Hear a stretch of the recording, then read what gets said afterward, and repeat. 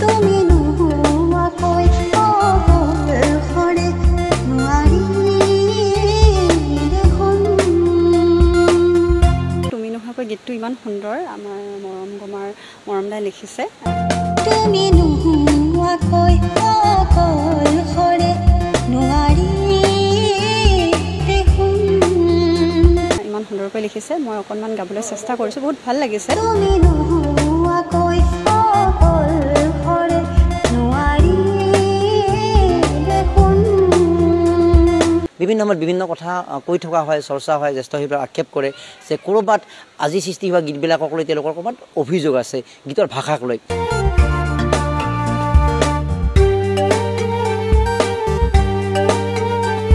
গানটো প্ৰথম যেতিয়া দিছিলে তেওঁ মানে মোলৈ যেতিয়া পঠাইছিলে মই ভাবিছোঁ কি পঠাইছে এইটো চাই যেন লাগিছিলে, কিন্তু মানে যেতিয়া মই চালোঁ তেখেতে ক'লে এইটো গান হ'ব, সুৰ হ'ব।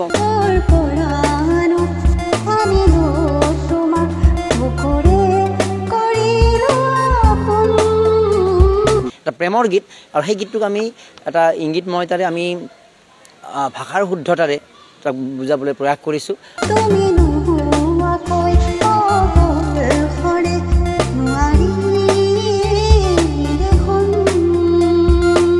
সঁচাকৈ বহুত ভাল লাগিল। তাৰপিছত মই পঢ়িকৈ যেতিয়া চালোঁ সঁচাকৈ ভাল লাগিল, সুৰটো কৰি ক'লোঁ মই গাম এইটো। তাৰপিছত মই গালোঁ, বহুত ভাল লাগিল। মই হেৰাই যাওঁ দেখোন তোমাক নেদেখিলে, তোমাৰ হাঁহিৰ নাচোন।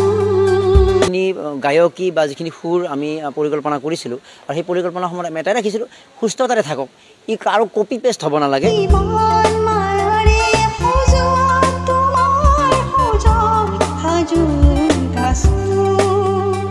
তাৰপিছত চবকে গাই গুণগুণাই শুনাইছিলোঁ, ভাল পালে তেওঁলোকে। তাৰপিছত সঁচাকৈ ভাল লাগিল যেতিয়া সুৰটো মোৰ বহুত ভাল লাগিছে, সুৰটো যিহেতু মই দিব পাৰিছোঁ।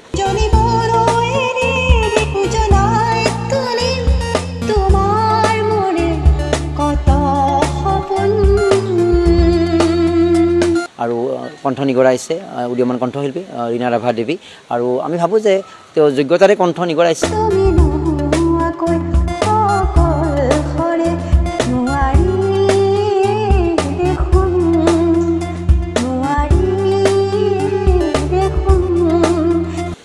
ভাল লাগিছে, সকলোৱে ভাল পাব বুলি আশা ৰাখিছোঁ, আৰু যাতে পিছলৈ এনেকৈ নতুন নতুন মই গান ওলাব পাৰোঁ। এয়া মোৰ প্ৰথম জীৱনৰ প্ৰথমটো গান মোৰ এটা, তো মানে পিছলৈ যাতে সকলোৱে ভাল পায়, আশীৰ্বাদ কৰে, সেয়াই বিচাৰিছোঁ।